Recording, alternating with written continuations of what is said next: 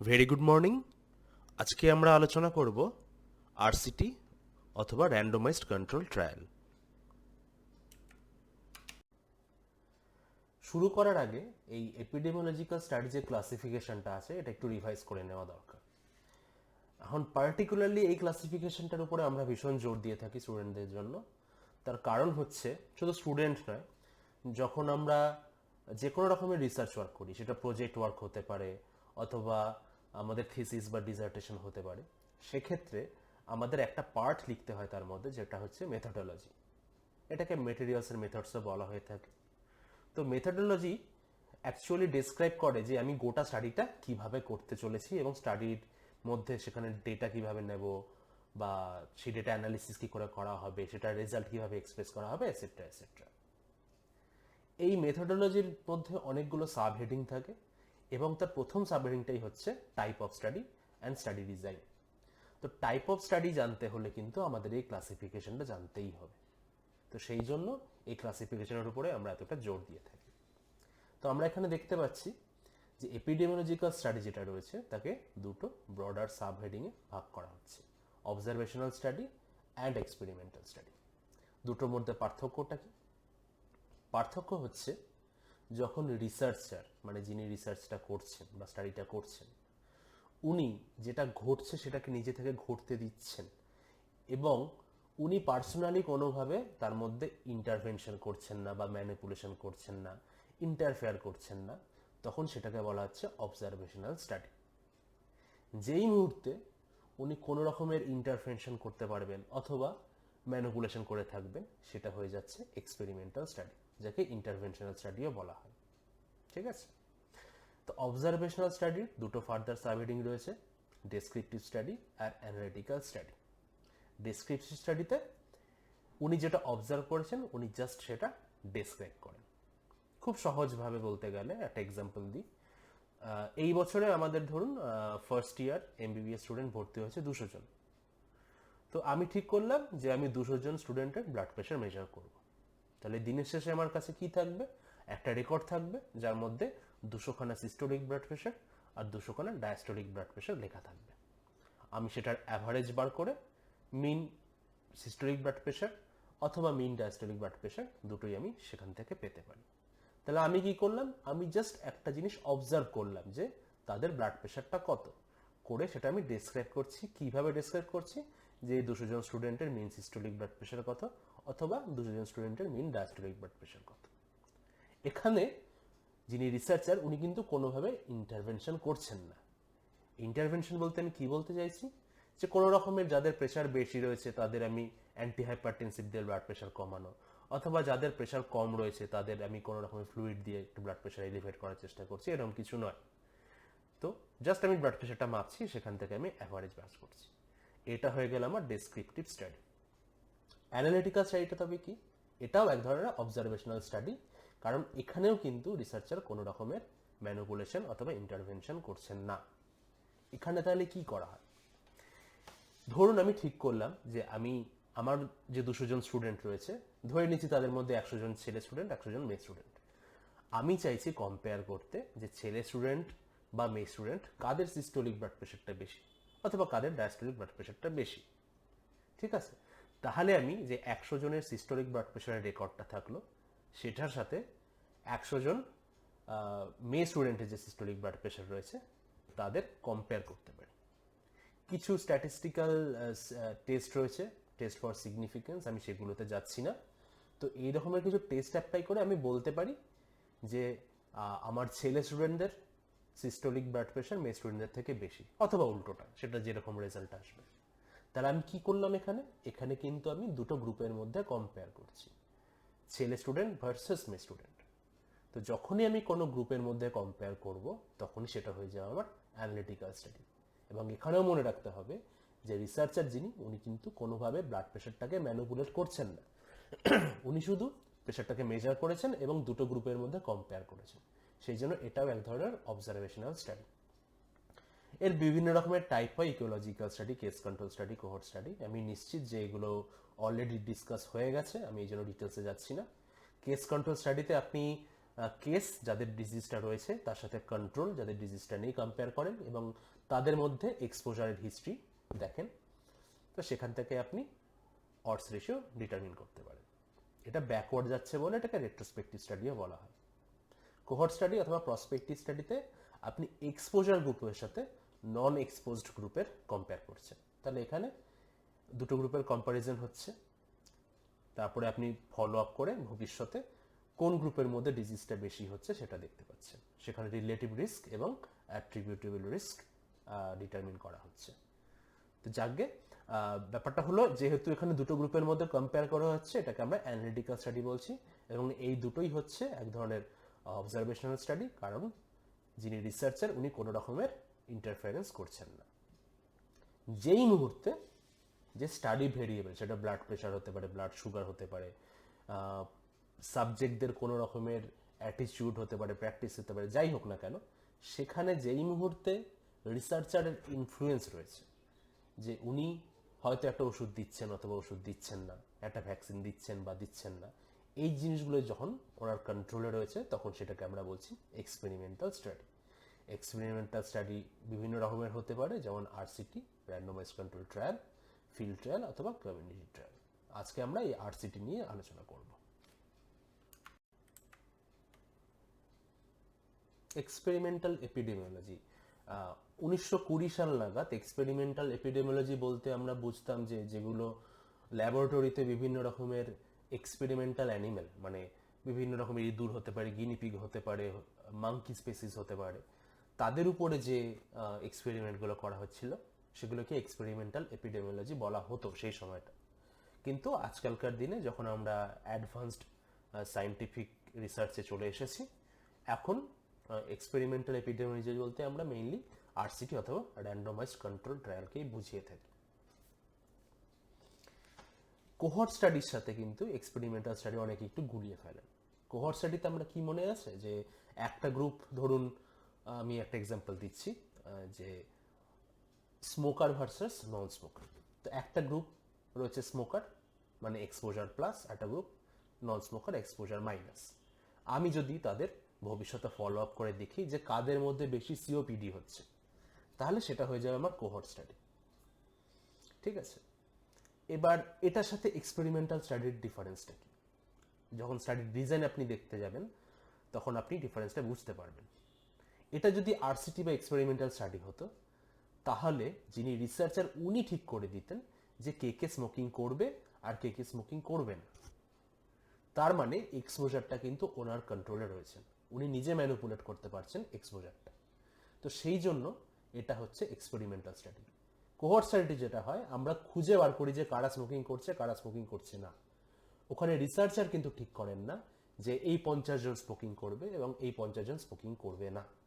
যেই মুহূর্তে ওটা ওনার কন্ট্রোলে চলে আসবে যে স্মোকার কারা হবে বা নন স্মোকার কারা হবে, সেই মুহূর্তে সেটা কিন্তু আর কোহর্ট স্টাডি থাকবে না, সেটা হয়ে যাবে এক্সপেরিমেন্টাল অথবা ইন্টারভেনশনাল স্টাডি। এক্সপেরিমেন্টাল স্টাডির সাথে অবজারভেশনাল স্টাডি যে ডিফারেন্স সেটা আমি প্রথমেই বলে দিয়েছি।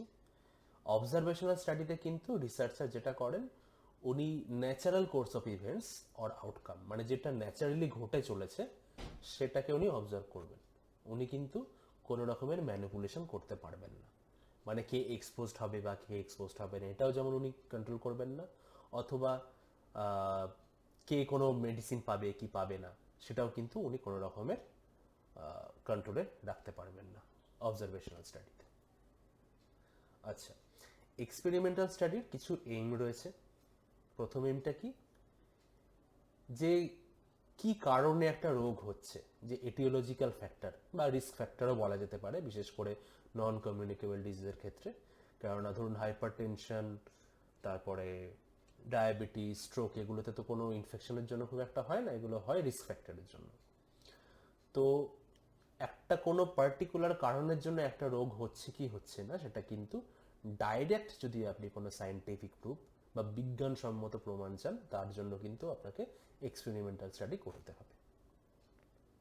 আবার এটাও ঠিক যে যে কোনো রকমের যে আমাদের হেলথ সার্ভিস রয়েছে, ধরুন আমরা ভ্যাকসিন দিচ্ছি ছোট বাচ্চাদের একটা ডিজিজ প্রিভেন্ট করার জন্য, এই ভ্যাকসিনটা কি আদৌ কাজ করছে? আমি তাহলে কি করতে পারি, কিছু বাচ্চাদের ভ্যাকসিন দিতে পারি এবং কিছু বাচ্চাদের আমি ভ্যাকসিন দিলাম না, দিয়ে আমি দুটো গ্রুপের মধ্যে কম্পেয়ার করতে পারি যে কাদের মধ্যে ডিজিজটা কম হচ্ছে। তাহলে আমি বলতে পারি যে হ্যাঁ, যারা ভ্যাকসিন পাচ্ছে তাদের কিন্তু ডিজিজটা কম হচ্ছে, তাহলে ভ্যাকসিনটা কিন্তু ডিজিজটা প্রিভেন্ট করছে। ঠিক আছে, সেই কারণেই এই যে বিভিন্ন রকমের হেলথ সার্ভিস রয়েছে, বিশেষ করে বিভিন্ন ন্যাশনাল প্রোগ্রাম, বিভিন্ন রকমের ডিজিজের কন্ট্রোল প্রোগ্রাম রয়েছে, যেমন ধরুন vector borne control programme et cetera et cetera. তো সেগুলো কিন্তু কতটা এফেক্টিভ বা এফিসিয়েন্সি রয়েছে প্রোগ্রামগুলোর, সেটা কিন্তু মেজার করার খুব একটি ভালো উপায় হচ্ছে যে কোনো রকমের এক্সপেরিমেন্টাল এপিডেমিওলজি করা। তো আমরা আরসিটি করে সেগুলো দেখতে পারি। অনেক দিন আগে যেটা বললাম শুরুর দিকে, কিন্তু অ্যানিমাল স্টাডিজ ভীষণ ইম্পর্টেন্ট ছিল। অ্যাকচুয়ালি অ্যানিমাল স্টাডিজ এখনো খুবই ইম্পর্টেন্ট। তো আমাদের anatomy, physiology, pathology, microbiology, immunology, genetics, chemotherapy, বিভিন্ন যে ডিসিপ্লিনগুলো রয়েছে মেডিকেল স্টাডিজে, তার কিন্তু বেসিক এবং ভীষণ ইম্পর্টেন্ট একটা নলেজ, সেগুলো কিন্তু এসেছে অ্যানিমাল স্টাডিজ থেকে। এগুলো ছাড়া কিন্তু মেডিকেল সায়েন্স অচল, এবং এগুলোতে অ্যানিমাল স্টাডিজের রোল কিন্তু অনস্বীকার্য। তো কিছু ইম্পর্টেন্ট অ্যাপ্লিকেশন দেখা যেতে পারে অ্যানিমাল স্টাডিজ, যেমন experimental reproduction of human disease in animal to confirm aetiological hypothesis. তার মানে হচ্ছে, আমি যদি জানি, আমার যদি সন্দেহ হয়ে থাকে যে এই পার্টিকুলার অর্গানিজমটা মানুষের মধ্যে এই ডিজিজটা তৈরি করে, তো আমি কি করতে পারি, ওই ইনফেকশনটা কিন্তু আমি অ্যানিমেলের মধ্যে বারবার করে রিপিট করে দেখতে পারি যে সবার মধ্যে বা বেশিরভাগ অ্যানিমেলের মধ্যে ডিজিজটা হচ্ছে কিনা। যদি দেখি যে হ্যাঁ, যতজন অ্যানিমেলকে ইনফেকশনটা করানো হয়েছে তাদের মধ্যে বেশিরভাগেরই ইনফেকশনটা থেকে ডিজিজটা ডেভেলপ করেছে, তাহলে আমি কিন্তু একটা কনক্লুশনে আসতে পারি যে এই অর্গানিজমসটার জন্য এই ডিজিজটা হয়ে থাকে। একইভাবে কোনো একটা ধরুন প্রিভেন্টিভ মেজার আমি আবিষ্কার করলাম, এটা ভ্যাকসিন হতে পারে, রাদার যে কোনো ভ্যাকসিনই যখন তৈরি হয়ে থাকে সেগুলো কিন্তু প্রথম টেস্টিং হয় অ্যানিমেলদের উপরে। আগে দেখা হচ্ছে যে সেই ভ্যাকসিনটা, ইভেন কোনো ড্রাগ হলেও সেটাও, যে কোনো একটা পার্টিকুলার ডিজিজ প্রিভেন্ট করতে পারছে কিনা অথবা কিওর করতে পারছে কিনা। সেই জন্য প্রিভেন্টিভ এবং থেরাপিউটিক মেজারগুলো এফিকেসি দেখার জন্য কিন্তু অ্যানিমাল স্টাডিজ ভীষণ ইম্পর্টেন্ট। আবার অনেক সময় কি হয় যে আমরা ডিজিজের ন্যাচারাল হিস্ট্রি জানতে পারি না, যে ডিজিজটা যদি ট্রিটমেন্ট না করা হতো তাহলে সেক্ষেত্রে কিভাবে প্রোগ্রেস করতো এবং কিভাবে গিয়ে ডিজিজটা টার্মিনেশন হতো। একটা ডিজিজের টার্মিনেশন দুভাবে হতে পারে, একটা হচ্ছে কিওর হয়ে যেতে পারে, মানে রোগী সেরে যেতে পারে, অথবা পেশেন্টটি মারা যেতে পারে।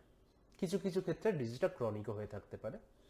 তো যাকগে, তো সেক্ষেত্রে আমরা কি করতে পারি, যে এই ডিজিজগুলো আমরা অ্যানিমেল স্টাডিজ করে, মানে অ্যানিমেলদের মধ্যে যদি আমরা ফলো করি, তাহলে আমরা জানতে পারি যে কোনো রকমের ট্রিটমেন্ট না করে ডিজিজটা অ্যাকচুয়ালি কিভাবে প্রোগ্রেশন হয়।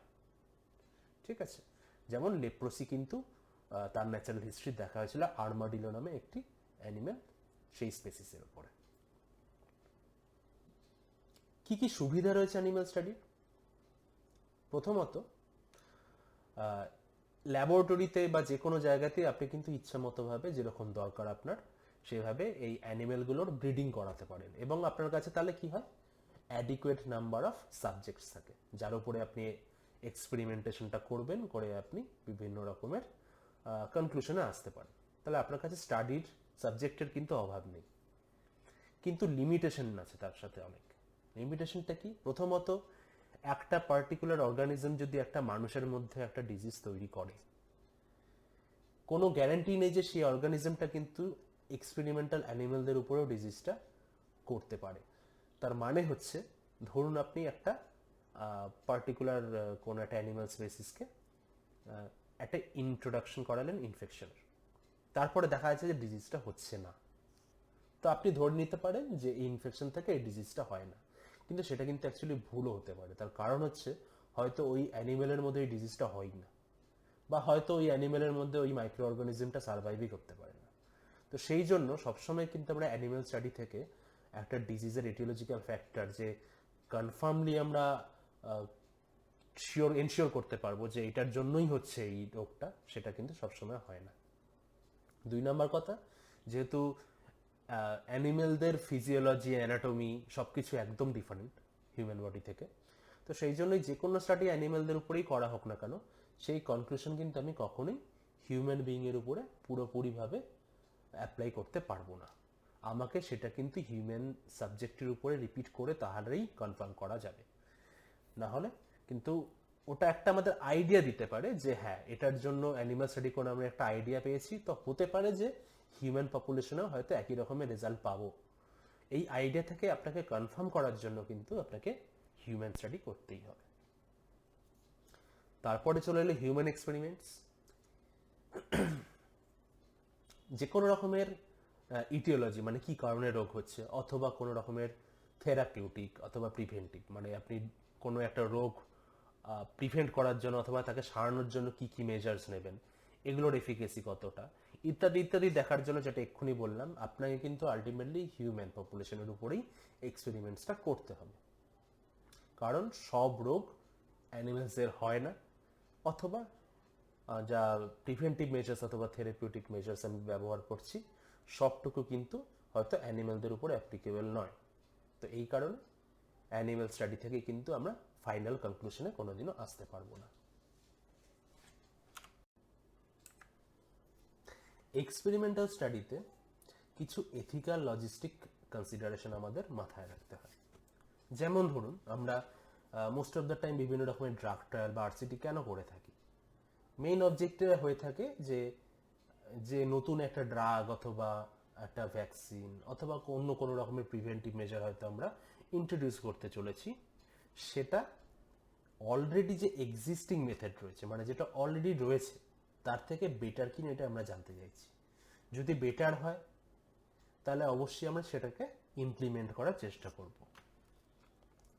এবার ব্যাপারটা হচ্ছে, হতে পারে যে আমি একটা নতুন ড্রাগ ইন্ট্রোডিউস করলাম যেটা অলরেডি একটা ড্রাগ রয়েছে তার থেকে বেটার কোনো একটা পার্টিকুলার ডিজিজকে কিওর করতে, কিন্তু দেখা গেল যে এই ড্রাগটার অনেক বেশি সাইড এফেক্টও রয়েছে। সেই জন্য যারা এই ড্রাগটা নেবেন, যে সে পেশেন্টরা আর কি এই ড্রাগটা নেবেন, তাদের হয়তো সাফারিং অনেক বেশি হচ্ছে আগের তুলনায়। মানে যেটা উনি এক্সিস্টিং ড্রাগ যেটা রয়েছে অলরেডি যেটা ছিল সেটা হয়তো সেই তারা হয়তো ওই ড্রাগটা খেলে তাদের প্রবলেম অতটা হচ্ছিল না, নতুন ড্রাগটা খেলে তাদের অতটা প্রবলেম হবে। তো সেই কারণে কিন্তু আমাদের এটা মাথায় রাখতে হবে যে সবসময় যে আমরা বেনিফিটটাকেই নজর দেবো তা নয়, যে তার সাথে যা হার্ম অথবা সাফারিংও হতে পারে এই স্টাডি থেকে বা কোনো একটা নতুন মেথড ইমপ্লিমেন্টেশনের ক্ষেত্রে, সেইটাকে মাথায় রেখে কিন্তু আমাদের স্টাডি থেকে এগোতে হবে। তো সেই কারণেই যারা সাবজেক্ট রয়েছেন, যারা আর কি পার্টিসিপেট করতে চলেছেন স্টাডিটাতে, তাদের আমাদের আগে থেকেই ডিটেলসে জানিয়ে রাখতে হবে যে স্টাডিটাতে এই হতে চলেছে, মানে এইভাবে প্রসিড করা হবে এবং এই ইন্টারভেনশনটা আপনাকে দেওয়া হতে চলেছে এবং তার জন্য আপনার এই এই সাফারিংস যেমন সাইড এফেক্টসের জন্য হতে পারে এটসেট্রা, তো সেগুলো হতে পারে। তারপরে সাবজেক্ট নিজে ঠিক করবেন যে উনি স্টাডিতে থাকতে চান কি থাকতে চান না। উনি যদি পারমিশন দেন, যেটাকে আমরা কনসেন্ট বলে থাকি, একমাত্র তারপরেই আমরা তাদের স্টাডিতে ইনক্লুড করতে পারবো। তো সেই জন্য যে পসিবল কনসিকুয়েন্সেস রয়েছে, যে কি কি হতে পারে, সেগুলো কিন্তু প্রতিটা ভলেন্টিয়ার অথবা স্টাডি সাবজেক্টসদের জানা ভীষণভাবে দরকার। এক্সপেরিমেন্টাল স্টাডিজ বিভিন্ন রকমের হতে পারে, যেমন র্যান্ডোমাইজ কন্ট্রোল ট্রায়াল অথবা নন র্যান্ডোমাইজ ট্রায়াল। তো র্যান্ডোমাইজ কন্ট্রোল ট্রায়ালটা আজকে আমরা ডিটেলসে আলোচনা করব।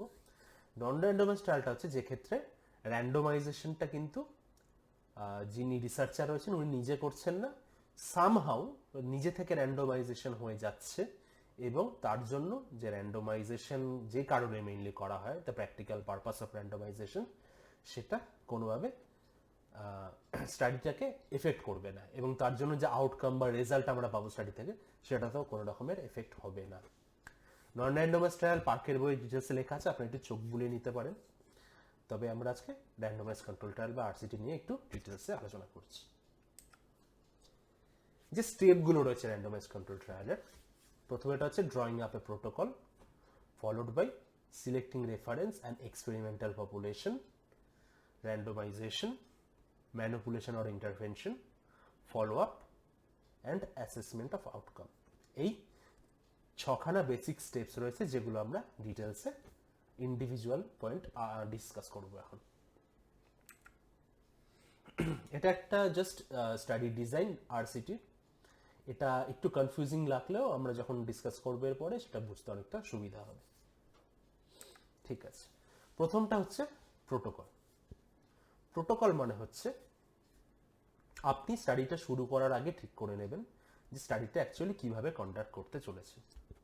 ঠিক আছে, একবার যদি প্রোটোকল আমি ঠিক করে ফেলি, স্টাডি শেষ হওয়া অবধি মানে যতক্ষণ না আমি রেজাল্ট পাচ্ছি ততক্ষণ অবধি কিন্তু প্রোটোকল চেঞ্জ করার কোনো উপায় নেই। এবং যাই আমি প্রোটোকল ঠিক করব আমাকে কিন্তু সেই প্রোটোকলেই স্টিক করে থাকতে হবে, মানে সেটাকে মেনেই আমাকে পুরো স্টাডিটা করতে হবে। এই প্রোটোকলের মধ্যে কি কি লেখা থাকে বা কি কি আমরা মেনশন করে থাকি, এর মধ্যে আমরা AIIMS and objectives of the study, মানে আমি স্টাডি থেকে কি জানতে চাইছি সেটা মেনশন করা হবে। কোশ্চেন্স টু বি আনসার্ড, মানে আমার কিছু তো রিসার্চ কোশ্চেন থাকবে, যে আমি যেমন জানতে চাই যে নতুন মেডিসিন সেটা অলরেডি এক্সিস্টিং মেডিসিনের থেকে বেটার কি বেটার নয়, এটা হচ্ছে আমার রিসার্চ কোশ্চেন। তো কোন রিসার্চ কোশ্চেনটা আমি আমার স্টাডি থেকে জানতে চাইছি সেটাও মেনশন করতে হবে। Criteria for selection of study and control groups, আমি কাদের নিচ্ছি সাবজেক্ট হিসাবে, এবং স্টাডি অ্যান্ড কন্ট্রোল গ্রুপ বলতে আমি বলতে চাইছি কোন গ্রুপটা একটা পার্টিকুলার ইন্টারভেনশন পাবে, অন্য গ্রুপটা হয়তো কোনো ইন্টারভেনশন পাবেই না অথবা একটা অন্য ধরনের ইন্টারভেনশন পাবে। তো সেইটা আমি কিভাবে ঠিক করব। সাইজ অফ দ্য স্যাম্পল, মানে মোট কতজন আমার স্টাডি সাবজেক্টস হতে হবে। The procedures for allocation of subjects into study and control group, যদি আমি ঠিক করে নিই যে আমি 100 জনকে নিয়ে স্টাডি করব এবং তার মধ্যে 50 জন একটা পার্টিকুলার ট্রিটমেন্ট পাবে, অন্য 50 জন একটা অন্য ট্রিটমেন্ট পাবে। ঠিক আছে, তো আমি এটা কিভাবে ঠিক করব যে কোন 50 জন আমার স্টাডি সাবজেক্ট এই পার্টিকুলার ট্রিটমেন্টটাই পাচ্ছে এবং অন্য 50 জন অন্য ট্রিটমেন্টটা পাচ্ছে। তো এই হচ্ছে প্রসিডিওর্স অফ অ্যালোকেশন, মানে কিভাবে আমি ঠিক করছি সেটা আমাকে মেনশন করতে হবে। ট্রিটমেন্টস টু বি অ্যাপ্লাইড, যে আমি ইন্টারভেনশনটা করছি যেটাকে ট্রিটমেন্ট বলতে পারি বা যে কোনো রকমের ভ্যাকসিন হতে পারে, যাই হোক সেটাকে আমি ডিটেলসে লিখতে হবে যে কাদের উপরে দিচ্ছি, কিভাবে দিচ্ছি, etcetera. Standardisation of working procedures, মানে হচ্ছে ধরুন আপনি কারো ব্লাড প্রেশার মাপছেন, আপনি যদি মার্কারি স্পিড বোম দিয়েই সবার ব্লাড প্রেশার মাপেন তাহলে সেটা বেটার, কেননা আপনি ধরুন একজনের মার্কারি দিয়ে মাপছেন, একজনের অ্যান্ড্রয়েড মাপছেন, একজনের ডিজিটালে মাপছেন, তাহলে কিন্তু রেজাল্টগুলো ডিফারেন্ট হয়ে যেতে পারে। তো সেক্ষেত্রে কিন্তু পুরো স্টাডি রেজাল্টটাতে সেটার এফেক্ট হতে পারে।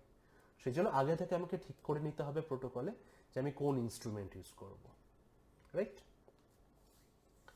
ছোট বাচ্চাদের ধরুন আপনি বডি ওয়েট মাপবেন, একদম ছোট বাচ্চাদের আইডিয়ালি আমার সল্টার্স ওয়িং মেশিন ইউজ করার কথা। এবার হয়তো সল্টার্স নেই আমার কাছে, সেক্ষেত্রে আমি কি করতে পারি, স্প্রিং ব্যালেন্সে করতে পারি, অথবা যেটা হতে পারে, যেটা প্র্যাকটিক্যালি করা হয়ে থাকে, যে মা আর বাচ্চাকে একসাথে ওয়েইং মেশিনের উপরে তুলে পরে শুধু মাকে তুলে ওটাকে বিয়োগ করে দিয়ে শুধু বাচ্চার ওয়েটটা নেওয়া। তো মোট কথা আমাকে আগে থেকে জানিয়ে দিতে হবে যে আমি কি কিভাবে বিভিন্ন রকমের প্রসিডিওরগুলো করব, এবং আমি যেটা ঠিক করে থাকবো যে আমি এইভাবে প্রসিডিওরটা করব সেটা কিন্তু আমাকে সব সাবজেক্টের জন্য অ্যাপ্লাই করতে হবে। Schedules as well as responsibilities of the parties involved in the trial up to the stage of evaluation and outcome of the study.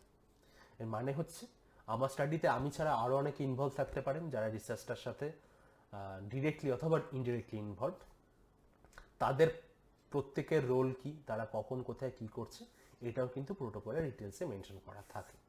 এবং যেটা বললাম, একবার প্রোটোকল বানানোর পরে সেটা কিন্তু একদম স্টাডির শেষ অবধি আমাকে ফলো করতে হবে। একই কথা লেখা আছে ফার্স্ট পয়েন্টে। কখনো কখনো কি হয়, আমরা একটা প্রিলিমিনারি টেস্ট অথবা পাইলট স্টাডি করে থাকি। সেটা কি জন্য করা হয়, হয়তো আমি ঠিক করেছি যে আমি স্টাডিটাকে এভাবে প্রসিড করব। এবার একটা পাইলট স্টাডি মানে ছোট একটা পপুলেশনের উপরে আমি স্টাডিটা করে দেখে নিতে পারি যে আমি যেভাবে স্টাডিটা করব ঠিক করেছি আদৌ সেভাবে করা সম্ভব কি সম্ভব নয়। হতে পারে যে আমি কিছু কিছু প্রবলেম ফেস করছি, সেটা পাইলট স্টাডিতেই ধরা পড়ে যাবে, এবং সেক্ষেত্রে কিন্তু আমরা সেই যে প্রবলেমগুলো আমরা ফেস করছি সেগুলোকে কিন্তু অ্যাড্রেস করে সেইভাবে আমার স্টাডির প্যাটার্নটাকে আমি চেঞ্জ করতে পারি। যেমন ধরুন আপনি একটা কোশ্চেনের বানিয়েছেন যে স্টাডি পপুলেশনকে কি কিছু কোশ্চেন জিজ্ঞেস করবেন। এবার আপনি যখন পাইলট স্টাডি করতে গেলেন দেখলেন কিছু কিছু সেন্সিটিভ কোশ্চেন রয়েছে যেগুলো কোনো সাবজেক্ট প্রায় অ্যান্সার করতে চাইছেন না। তাহলে আপনি পাইলট স্টাডি থেকে জানতে পারলেন যে এই কোশ্চেনগুলো কিন্তু আমার প্রবলেম করবে যখন আমি মেইন স্টাডিটা করতে যাব। তাহলে আপনি কি করতে পারেন, সেই স্টাডি থেকে সেই শিডিউল বা কোশ্চেনের থেকে আপনি ওই কোশ্চেনগুলোকে বাদ দিয়ে দিতে পারেন, অথবা রিফ্রেশ করতে পারেন, মানে কোশ্চেনগুলো এমনভাবে পাল্টে দিলেন কথাটাকে যাতে অতটা সেন্সিটিভ থাকলো না এখন আর কোশ্চেনটা, এবং তাতে কি হচ্ছে পেশেন্টরা অনেকটা বেশি কমফোর্টেবল হলো আপনার ওই কোশ্চেনগুলোকে অ্যান্সার করতে। তাই জন্য আমরা একটা পাইলট স্টাডি করে দেখে নিচ্ছি যে কিভাবে করলে আমাদের স্টাডিটা সুবিধা হবে, এবং পাইলট স্টাডির পরে কিন্তু আমি প্রোটোকলটাকে ঠিক করে নেব। নেক্সট পয়েন্ট হচ্ছে রেফারেন্স আর এক্সপেরিমেন্টাল পপুলেশন সিলেক্ট করা। ধরুন আমি জানতে চাইছি এগুলো, এই যে টার্মিনোলজিগুলো বলছি যেমন রেফারেন্স পপুলেশন বা এক্সপেরিমেন্টাল পপুলেশন, অনেক সময় স্টাডি পপুলেশনও বলা হয়, এগুলো কিন্তু শুধু আরসিটির জন্য নয়, যে কোনো রকমের এপিডেমিওলজিক্যাল স্টাডির ক্ষেত্রে অ্যাপ্লিকেবল। রেফারেন্স পপুলেশন আমরা কি বলতে চাইছি, যে ক্ষেত্রে ধরুন আমি স্টাডিটা করতে চাইছি একটা বড় পপুলেশনের উপরে, মানে ধরুন আমি একটা নতুন ড্রাগ আবিষ্কার করলাম, আমি বলছি এটা হাইপার টেনশনে খুব ভালো কাজ দেবে, তো আমি ইন্ডিয়াতে এই ড্রাগটা ইন্ট্রোডিউস করতে চাইছি। এবার সারা ইন্ডিয়াতে যতজন হাইপারটেনসিভ পেশেন্ট আছে সবাইকে তো আমি ড্রাগ আমার স্টাডিতে ইনক্লুড করতে পারবো না, বা ড্রাগ ট্রায়াল ইনক্লুড করতে পারবো না, সেটা সম্ভব না কোনোদিন। তো সেক্ষেত্রে আমি কি করতে পারি, আমি স্যাম্পলিং করে কোনো জায়গা থেকে হয়তো 1,000 বা 5,000 পেশেন্ট নিয়ে সেখানে আমি স্টাডিটা করে দেখতে পারি, এবং এই স্টাডিটা আরও 2-1 জায়গায় রিপিট করে আমি দেখতে পারি যে একই রকমের রেজাল্ট পাচ্ছি কিনা।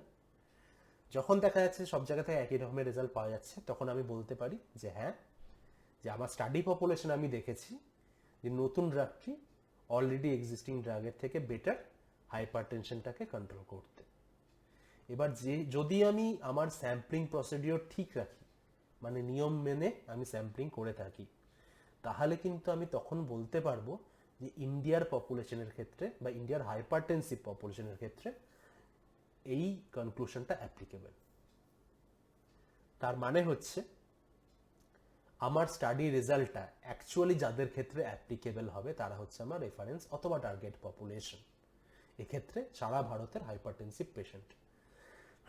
এক্সপেরিমেন্টাল আর স্টাডি পপুলেশন কি, আমি অ্যাকচুয়ালি যাদের উপরে স্টাডিটা করছি, কেননা এক্ষুনি যেটা বললাম যে সারা ভারতের সব হাইপারটেনসিভ পেশেন্টকে নিয়ে আমি স্টাডি কোনোদিনও করতে পারবো না, সংখ্যাটা এতটাই বেশি। তো যেহেতু আমি স্যাম্পলিং করে একটা পার্টিকুলার কিছু পেশেন্ট নিয়ে নিচ্ছি, সেটা 1,000, 5,000, ইভেন 10,000ও হতে পারে, সেইটা হচ্ছে আমার স্টাডি পপুলেশন অথবা এক্সপেরিমেন্টাল পপুলেশন। তার মানে কি, আমি আমার স্টাডি পপুলেশন অথবা এক্সপেরিমেন্টাল পপুলেশনের উপরে স্টাডিটা করি, এবং রেজাল্টটা আমি কিন্তু অ্যাপ্লাই করি রেফারেন্স অথবা টার্গেট পপুলেশনের উপরে।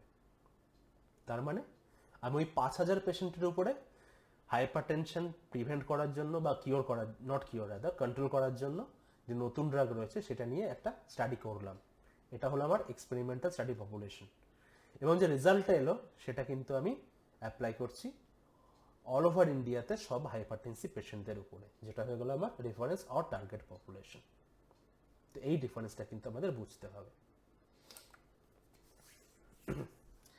তো যারা পার্টিসিপেট করতে চলেছেন আমার স্টাডিতে, মানে স্টাডি পপুলেশনে যারা থাকবেন, তারা যেন কিছু ক্রাইটেরিয়া বা শর্ত যেন অবশ্যই ফুলফিল করে। যেমন তাদের থেকে ইনফর্মড কনসেন্ট, মানে প্রথমেই যেটা বলেছি যে আগেই তাদের ডিটেলসে বলে দিতে হবে স্টাডিটা এইভাবে প্রসিডিওর হতে চলেছে, এবং স্টাডি থেকে এই কিন্তু প্রবলেমগুলো অ্যারাইজ হতে পারে যা আপনাদের কিছু সাইড এফেক্টস হলো, তো সেগুলো কিন্তু তাদের আগে থেকে জানিয়ে দিতে হবে। এবং সাইড এফেক্টস হলে তখন যিনি রিসার্চার তিনি কি দায়িত্ব নেবেন, সেক্ষেত্রে অবশ্যই ওনাকে কিন্তু সেটাকে দেখতে হবে। এমন নয় যে সাইড এফেক্টস হলো আপনি পেশেন্টটাকে জাস্ট ছেড়ে দিলেন, সেটা নয়, তারও কিন্তু টেক কেয়ারের দায়িত্ব রিসার্চারের নিজের। তো এইগুলো জানানোর পরে তারপরে যদি একমাত্র স্টাডি সাবজেক্ট ইনফর্মড কনসেন্ট দিয়ে থাকে, সেক্ষেত্রে তাদের ইনক্লুড করা হবে এই স্টাডিতে। 2 নম্বর পয়েন্ট হচ্ছে, আমি যে স্টাডি পপুলেশনটা নিলাম তারা যেন টার্গেট পপুলেশন বা রেফারেন্স পপুলেশনের রিপ্রেজেন্টেটিভ হয়ে থাকে। ঠিক যেমন আমি স্টাডি করতে চাইছি ইন্ডিয়ার হাইপারটেনসিভ পেশেন্টদের উপরে, আমি হয়তো স্যাম্পল করে নিলাম স্টাডি পপুলেশন বাংলাদেশ থেকে। তো সেক্ষেত্রে তো আমি কখনোই বলতে পারবো না যে যে রেজাল্টটা আমি বাংলাদেশের স্টাডি পপুলেশনের উপর পাবো সেটা আমি ইন্ডিয়ার পপুলেশনে অ্যাপ্লাই করতে পারবো, কারণ দুটো আলাদা ডেমোগ্রাফি, তাদের ক্যারেক্টারিস্টিক্সও কিন্তু ডিফারেন্ট হওয়া উচিত। তো সেই কারণেই স্টাডি পপুলেশন কিন্তু সবসময় টার্গেট অথবা রেফারেন্স পপুলেশন থেকেই আসবে এবং রিপ্রেজেন্টেটিভ হওয়াটা ভীষণ দরকার। এবং ধরুন আমি যদি দেখি ইন্ডিয়াতে মেল ফিমেল রেশিও মোটামুটি ধরে নিচ্ছি সেফ অ্যাপ্রক্সিমেটলি 60-40, 60-40 না অনেকটাই বেশি, স্টিল আমি ধরে নিচ্ছি 60-40, তাহলে আমার স্টাডি পপুলেশনেও কিন্তু একই রেশিও থাকতে হবে, মানে সেখানেও মেল ফিমেল রেশিও 60-40 থাকতে হবে। ওখানে হিন্দু মুসলিম খ্রিস্টান বিভিন্ন রিলিজিয়ানের যে ডিস্ট্রিবিউশন থাকবে আপনার হোল ইন্ডিয়াতে, আমার স্যাম্পেলের মধ্যেও কিন্তু সে একই রকমভাবে ডিস্ট্রিবিউশনটা রাখতে হবে। তাহলেই কিন্তু আমি বলতে পারবো যে আমার স্টাডি পপুলেশনটা is true representative of the reference population, আর they should be qualified or eligible for the trial. ধরুন আপনি দেখতে চাইছেন যে একটা particular drug endometrial carcinoma prevent করে কি করে না, এটা ধরুন আপনি দেখতে চাইছেন। এবার আপনি স্টাডি পপুলেশনে কিছু ওমেন ইনক্লুড করলেন যাদের অলরেডি হিস্টেরেক্টমি হয়ে গেছে, তো অবভিয়াসলি তারা কোয়ালিফাইডই নয়, তাদের তো হিস্টেরেক্টমি হয়ে গেছে। তো এই জিনিসগুলো কিন্তু মাথায় রাখতে হবে, সেই জন্য কিছু এলিজিবিলিটি ক্রাইটেরিয়া থাকে, যেমন এক্সক্লুশন ইনক্লুশন ক্রাইটেরিয়া, সেগুলো আমাদের কিন্তু মাথায় রেখেই স্টাডি পপুলেশনটাকে সিলেক্ট করতে হবে। নেক্সট পয়েন্ট হচ্ছে র্যান্ডোমাইজেশন, যেটা হচ্ছে র্যান্ডোমাইজ কন্ট্রোল ট্রায়াল, তার মেইন বা heart of the study design. কি বলছে, আমি প্রথমেই বলেছিলাম যে দুটো যদি ডিফারেন্ট প্রসিডিওর থাকে বা দুটো ডিফারেন্ট ড্রাগ থাকে, কোন গ্রুপ অফ সাবজেক্ট কোনটা পাবে সেইটা কিন্তু আমাকে ঠিক করতে হবে। মানে 100 জনকে নিয়ে আমি স্টাডি করছি, ধরুন দুখানা ড্রাগ আছে, ড্রাগ এ আর ড্রাগ বি, আমি ঠিক করেছি যে 50 জন ড্রাগ এ পাবে, 50 জন ড্রাগ বি পাবে। আমি যদি এরকম ভাবে করি যে প্রথমে 100 জন যারা আসছে স্টাডিতে তাদের আমি ড্রাগ এ দিচ্ছি, পরের 50 জনকে আমি ড্রাগ বি দিচ্ছি, তাহলে কিন্তু সেটা ঠিক নয়। কারণ আপনি আগে থেকেই জানতে পারছেন বা আপনি বুঝে যাচ্ছেন যে এই পার্টিকুলার সাবজেক্টটা কি ড্রাগ পেতে চলেছে, পরের পেশেন্টটা কি পেতে চলেছে, তারপরের সাবজেক্টটা কি পেতে চলেছে, এটসেট্রা। তো সেই জন্য একটা স্ট্যাটিস্টিক্যাল প্রসিডিওর রয়েছে যেটা মোটামুটি র্যান্ডমলি হয়, যে এই যে একটা সাবজেক্ট আপনার কাছে এলো স্টাডির জন্য, সে ড্রাগ এটাও পেতে পারে বিটাও পেতে পারে, সেটা আপনি র্যান্ডমলি একটা জায়গায় অ্যালট করে দিতে পারবেন। এটাকে বলা হচ্ছে র্যান্ডোমাইজেশন। মানে আপনি আগে থেকে ঠিক করে রাখছি না যে এই সাবজেক্টটা এ পাবে অথবা এই সাবজেক্টটা বি পাবে, এটা একটা স্ট্যাটিস্টিক্যাল প্রসিডিউর থেকে ঠিক হয় যে কোন সাবজেক্টটা এ পাচ্ছে আর কোন সাবজেক্টটা বি পাচ্ছে।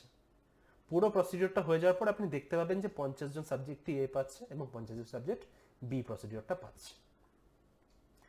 এটাকে বলা হচ্ছে র্যান্ডোমাইজেশন। তো সেটাই লেখা আছে যে র্যান্ডোমাইজেশন যদি আমরা ফলো করি তাহলে কিন্তু ইনভেস্টিগেটর বা রিসার্চার যিনি রয়েছেন তার কিন্তু কোনো রোল নেই এটা ঠিক করে দেওয়ার মধ্যে যে কে কোন মেডিসিন বা ইন্টারভেনশনটা পাচ্ছে, মানে এ ড্রাগ কে পাচ্ছে বি ড্রাগ কে পাচ্ছে, এটা কিন্তু ইনভেস্টিগেটরের কোনো কন্ট্রোল নেই। এ থেকে আমরা সিলেকশন বায়াসটাকে অ্যাভয়েড করতে পারি। সিলেকশন বায়াস তখনই হয়ে যাবে যখন রিসার্চার ঠিক করে দেবেন যে তুমি এ ড্রাগ পাবে, তুমি বি ড্রাগ পাবে, এরম ভাবে। ঠিক আছে, কিছু কিছু ভ্যারিয়েবলস অ্যান্ড ক্যারেক্টারিস্টিক্স দুটো গ্রুপেই সেম হওয়া দরকার, যেটা আমি আগেও বলেছিলাম, এক্ষেত্রেও তাই। যে এ গ্রুপে যারা রয়েছে 50 জন, তাদের মধ্যে যদি 25 জন মেল হয় 25 জন ফিমেল হয়, তাহলে বি ড্রাগ যে 50 জন পাচ্ছে তাদের মধ্যেও কিন্তু 25 জন মেল 25 জন ফিমেল হওয়াটা খুব দরকার। তার কারণ কি, আমরা জানছি না, হয়তো ওই ডিজিজটার উপরে জেন্ডারের কোনো রোল রয়েছে। ঠিক আছে, এবার জেন্ডার মানে মেল ফিমেল রেশিও যদি দুটো গ্রুপে দুরকম আলাদা হয়, তার জন্যই তো ডিজিজটার আউটকামের একটা এফেক্ট আসতে পারে, যেটাকে আমরা কনফাউন্ডিং ফ্যাক্টর বলেছি। আমি শিওর এটা আগের কোনো ক্লাসে ডিসকাস করা হয়ে গেছে। তো কনফাউন্ডিং ফ্যাক্টরকে যদি আমরা অ্যাড্রেস না করি তাহলে কিন্তু র্যান্ডোমাইজেশনের কোনো মানে হয় না। ঠিক আছে, আর যেটা এটা এই কথাটা আমি আগে বলে দিয়েছি যে একটা আরসিটির সাথে একটা অ্যানালিটিক্যাল স্টাডির ডিফারেন্স কি? যেমন আরসিটিতে যিনি রিসার্চার উনি ঠিক করে দেবেন যে ড্রাগ এ কে পাচ্ছে, ড্রাগ বি কে পাচ্ছে। আর অনেক সময় কি হয়, আপনি খুঁজে খুঁজে হয়তো 50 জন এমন বার করতে পারেন যে যারা অলরেডি ড্রাগ এ নিচ্ছে, 50 জন হয়তো এমন রয়েছে ড্রাগ বি নিচ্ছে। ঠিক আছে, খুব সহজ এক্সাম্পল, ধরুন আপনি দেখতে চাইছেন অ্যামলোডিপিনের সাথে লোসার্টানের ডিফারেন্স, যে কোনটা ব্লাড প্রেশারটাকে ভালো কন্ট্রোল করছে। আপনি তো একটুখানি পেশেন্টের হিস্ট্রি নিলেই জানতে পারবেন যে কে অলরেডি অ্যামলোডিপিন খাচ্ছে, কে লোসার্টান খাচ্ছে। তো এরকম আপনি 50 জন অ্যামলোডিপিন অলরেডি নিচ্ছে তাদের নিলেন, 50 জন অলরেডি লোসার্টান নিচ্ছে তাদের নিলেন, তাদের মধ্যে আউটকামটা কম্পেয়ার করলেন। এটা কিন্তু আমার অ্যানালিটিক্যাল স্টাডি। তার কারণ কি?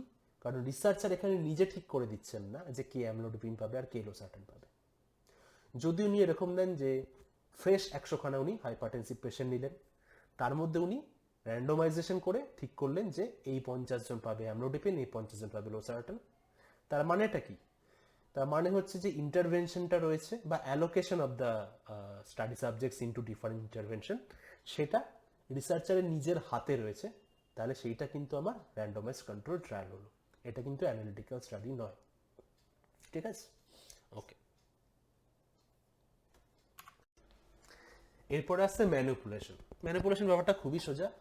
আপনি যখন র্যান্ডমাইজেশন থেকে ঠিক করে নিলেন যে কে ড্রাগ এ পাবে, কে ড্রাগ বি পাবে, ম্যানিপুলেশন কথাটার মানে হচ্ছে এবার যে গ্রুপটা ড্রাগ এ পাওয়ার কথা তাদের আপনি ড্রাগ এ দিচ্ছেন, এবং যে গ্রুপটা ড্রাগ বি পাওয়ার কথা সেই গ্রুপের সব সাবজেক্টদের আপনি বি ড্রাগটা দিচ্ছেন। ঠিক আছে, তো এরপরে আসে ফলো আপ। ফলো আপ কেন?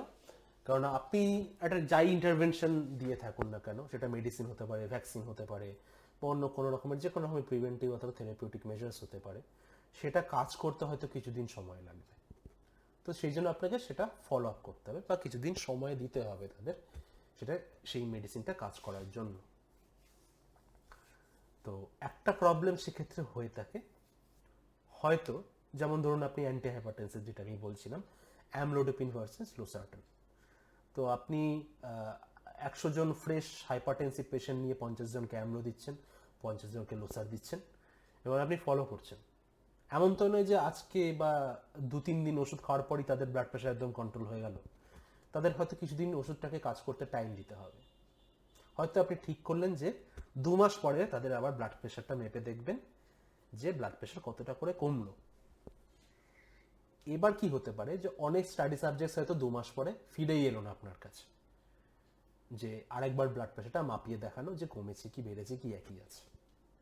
তার বিভিন্ন কারণ হতে পারে, কেউ হয়তো ইন্টারেস্টই হারিয়ে ফেলেছে যে দূর আর যেতে ইচ্ছে করছে না, যাবো না।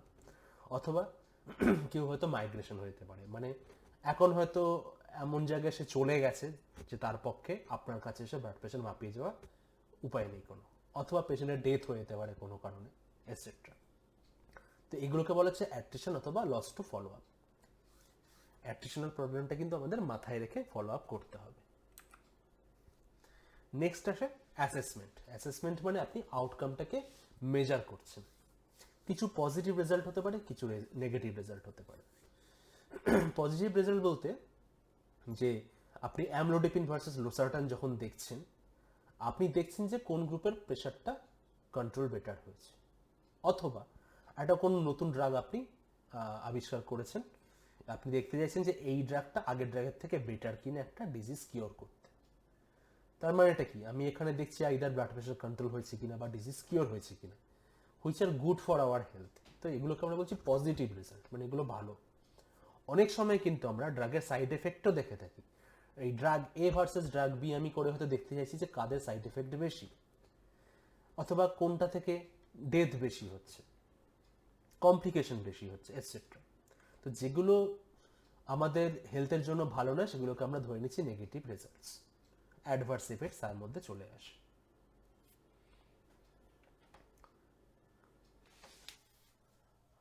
আর র্যান্ডমাইজড কন্ট্রোল ট্রায়ালে কিছু বায়াসও যেমন থাকতে পারে। আমরা 3 ধরনের বায়াসের কথা বলবো। ধরে নিচ্ছি আমি ড্রাগ দুটো, একটা এক্সিস্টিং ড্রাগ যেমন ধরুন প্যারাসিটামল, আর এক নতুন ড্রাগ আমি ইন্ট্রোডিউস করলাম ড্রাগ এক্স। এবং আমি দেখতে চাইছি যে কোনটা ফিভার কন্ট্রোল করতে বেটার কাজ করে। তো সেক্ষেত্রে যেটা হতে পারে, আমরা তো শুধু ড্রাগের এফিকেসি দেখি না, তার সাথে আমাদের এটাও দেখতে হয় যে সাইড এফেক্টস কতটা রয়েছে। তো সেক্ষেত্রে যদি পার্টিসিপেন্টস জানে যে সে নতুন ড্রাগটা পাচ্ছে, সাইকোলজিক্যালি কিন্তু তার মনে হতে পারে যেহেতু এটা নতুন ড্রাগ, আমি অনেক কিছু সাইড এফেক্টস ফিল করছি, তখন সে জানাবে যে আমার এই প্রবলেমগুলো হচ্ছে। আদৌ হয়তো সেগুলো তার হচ্ছে না, যেগুলো পারসিভ করার ব্যাপার থাকে, মানে পেশেন্টের কাছ থেকে আমরা শুনি যে আপনার কি কি অসুবিধা হচ্ছে, গা গোলাচ্ছে, মাথা ঘুরছে, মাথা ব্যথা হচ্ছে, এসব জিনিসপত্র। এই ধরনের কমপ্লেন কিন্তু পুরোটাই সাবজেক্টিভ, মানে এটা পেশেন্ট বলবে, আপনি কমপ্লেন করবেন। গা গোলাচ্ছে কিনা অথবা মাথা ঘুরছে কিনা কিন্তু আপনি কোনোভাবে মেজার করতে পারবেন না। আপনি দেখতে পারেন যে প্যারাসিটামলের তুলনায় এই ওষুধটা ফিভার কন্ট্রোল করছে বেটার কিনা, সেটা আপনি টেম্পারেচার মেজার করেই দেখতে পারেন। কিন্তু সাইড এফেক্ট যেগুলো সাবজেক্টিভ, সেগুলো কিন্তু আপনাকে পার্টিসিপেন্টস বা সাবজেক্টসের কাছ থেকে জিজ্ঞেস করেই জানতে হবে। এবং যেটা বললাম, তারা যদি জানে যে তারা কোন ট্রিটমেন্টটা পার্টিকুলারলি পাচ্ছে, তাহলে কিন্তু তাদের এই সাবজেক্টিভ ভেরিয়েশনটা অনেক বেশি হবে। তাদের কিন্তু মনে হতে পারে যে আমি যেহেতু নতুন ড্রাগ পাচ্ছি, আমার সাইড এফেক্টস হওয়ার চান্স বেশি রয়েছে, এবং সাইকোলজিক্যালি সে তখন বলবে যে আমার মাথা ঘোরাচ্ছে, গা হাত পা ব্যথা হচ্ছে, বমি বমি পাচ্ছে, এটসেট্রা। উল্টোটাও হতে পারে, হয়তো প্যারাসিটামল গ্রুপও হয়তো বেশি কমপ্লেন করতে পারে। ঠিক, তো এইটা হয়ে গেল bias on the part of the participant. Observer বায়াসটা অনেকটা এই রকমের। এক্ষেত্রে যিনি অবজার্ভ করছেন, মানে উনি ইন্টারভিউ যিনি নিতে গেছেন পেশেন্টদের, জিজ্ঞেস করছেন যে আপনার কোনো সাইড এফেক্ট রয়েছে কি রয়েছে, উনি কিন্তু ব্যাপারটা কিরকমভাবে পারসিভ করতে পারেন যে যেহেতু এই পেশেন্টটা ড্রাগ এক্স পাচ্ছে, তাহলে এর কিন্তু সাইড এফেক্ট হওয়ার চান্স খুব বেশি। এবং ওই অবজারভার রিপোর্টিংটাও সেভাবে করলেন যে যারা যারা ড্রাগ এক্স পাচ্ছে বেশিরভাগেরই হয়তো উনি লিখে দিলেন যে সাইড এফেক্টস রয়েছে। তাতে কি হতে পারে, রেজাল্টটা আপনার কিন্তু এক ধরনের বায়াসড হলো। দিনের শেষে দেখা যাবে রেজাল্টটা যখন আমরা দেখছি যে ড্রাগ এক্স যারা যারা পেয়েছে সেই সব পেশেন্টদের সাইড এফেক্টস অনেক বেশি কমপ্লেন এসছে। তখন আপনি হয়তো বিচার করলেন যে যেহেতু সাইড এফেক্টস অনেক বেশি ড্রাগ এক্সের, সেই জন্য আমরা এই মেডিসিনটা ইউজ করতে পারবো না বা ইন্ট্রোডিউস করতে পারবো না। হয়তো দেখা গেছিল যে অ্যাকচুয়ালি ওই মেডিসিনটা প্যারাসিটামলের থেকেও বেটার কাজ করে। তো সেই জন্য অবজারভাররাও যখন জানতে পারেন যে কোন সাবজেক্ট কোন ট্রিটমেন্ট পাচ্ছেন, তখন একটা বায়াস ডেভেলপ করতে পারে, যাকে আমরা অবজারভার বায়াস বলছি। একইভাবে যখন ইভ্যালুয়েশন করা হচ্ছে, ঠিক, মানে যখন অ্যানালিসিস করা হচ্ছে ব্যাপারটাকে, তখনও কিন্তু যিনি ইনভেস্টিগেটর রয়েছেন সাবকনসিয়াসলি, মানে উনি অজান্তেই কিন্তু একটা পার্শিয়ালিটি করে ফেলতে পারেন বা একটা ফেভারেবল বা আনফেভারেবল ডিসিশন দিয়ে দিতে পারেন একটা পার্টিকুলার গ্রুপ অফ ড্রাগের এগেনস্টে বা ফরে। যেমন এক্ষেত্রে হয়তো ওনার মনে হলো যে যেহেতু নতুন ড্রাগ সাইড এফেক্টস অনেক বেশি হবে, উনি যখন রিপোর্টিং করছেন উনি বলে দিলেন যে এক্স যারা যারা পেয়েছে তাদের সাইড এফেক্টস অনেক বেশি, সেই জন্য এই ড্রাগটা ইন্ট্রোডিউস করা যাবে না। তো এই কারণেই পার্টিসিপেন্ট অথবা অবজারভার অথবা যিনি ইভ্যালুয়েশন করছেন পুরো জিনিসটা, কারোরই কিন্তু জানা উচিত নয় যে কোন পেশেন্ট কোন ড্রাগটা পাচ্ছে। ঠিক, তাহলেই কিন্তু আমরা এই বায়াসগুলোকে অ্যাভয়েড করতে পারবো। এবং সেই জন্য আমরা যেটা করি সেটাকে বলা হচ্ছে ব্লাইন্ডিং, রাইট? ব্লাইন্ডিং হতে পারে single blind trial, double blind trial অথবা triple blind trial. Single blind trial মানে হচ্ছে যে ক্ষেত্রে বা যেই র্যান্ডমাইজ কন্ট্রোল ট্রায়ালগুলোতে সিঙ্গেল ব্লাইন্ডিং করা হয়। যে আরসিডিতে ডাবল ব্লাইন্ডিং করা হচ্ছে সেটাকে ডাবল ব্লাইন্ড ট্রায়াল বলা হচ্ছে। সিমিলারলি ট্রিপল ব্লাইন্ড ট্রায়ালে ট্রিপল ব্লাইন্ডিং করা হচ্ছে। কি ডিফারেন্স? সিঙ্গেল ব্লাইন্ড ট্রায়ালে যে পার্টিসিপেন্ট সে জানতে পারবে না সে ড্রাগ প্যারাসিটামল পাচ্ছে না ড্রাগ এক্স পাচ্ছে। তাহলে তার সাবজেক্টিভ যে ভ্যারিয়েশনটা হচ্ছিল, যে সাইড এফেক্টস কোনটাতে কম হচ্ছে কোনটাতে বেশি হচ্ছে, সেইটা আর হবে না। মানে যেহেতু সে জানতেই পারছে না সে ড্রাগ এক্স পাচ্ছে কি প্যারাসিটামল পাচ্ছে, তার মাথায় কিন্তু এটা কাজ করবে না যে আমি ড্রাগ এক্স পেলে আমার হয়তো সাইড এফেক্টস বেশি হবে। তখন এই সাবজেক্টিভ ভ্যারিয়েশন যেটা প্রথমেই বলা হয়েছিল, এই পার্টটা আমরা অ্যাভয়েড করতে পারবো। যেই মুহূর্তে অবজারভার এবং পার্টিসিপেন্ট দুজনেই ব্লাইন্ডেড, মানে কেউই জানতে পারছে না যে কোন সাবজেক্টটা ড্রাগ এক্স পাচ্ছে, কোন সাবজেক্টটা প্যারাসিটামল পাচ্ছে। সেটা হয়ে গেল ডাবল ব্লাইন্ড ট্রায়াল। আর ট্রিপল ব্লাইন্ড ট্রায়ালের ক্ষেত্রে সাবজেক্ট নিজে জানতে পারবে না, অবজারভার জানতে পারবে না, এবং যিনি ডেটা অ্যানালিসিস করছেন তিনিও জানতে পারবেন না, মানে সবাই এখানে ব্লাইন্ডেড। ঠিক আছে, কেউ জানতে পারছে না যে কে ড্রাগ এক্স পাচ্ছে, কে ড্রাগ প্যারাসিটামল পাচ্ছে। আইডিয়ালি ট্রিপল ব্লাইন্ড ট্রায়ালটাই সব থেকে বেটার, কারণ কেউই যেহেতু জানতে পারছে না, কোনো স্টেপ থেকেই আপনি কিন্তু কোনো বায়াসটাই আসার কথা নয়। কিন্তু যেটা ম্যাক্সিমাম ফিজিবল, আমরা ম্যাক্সিমাম ক্ষেত্রে ডাবল ব্লাইন্ড ট্রায়ালটাই করে থাকি। তো এই কথাটাই লেখা আছে, ideally triple blinding should be used, but double blinding is the most frequently used method. Okay, এরপরে আমরা ডিসকাস করব আরসিটির কী কী স্টাডি ডিজাইন থাকে।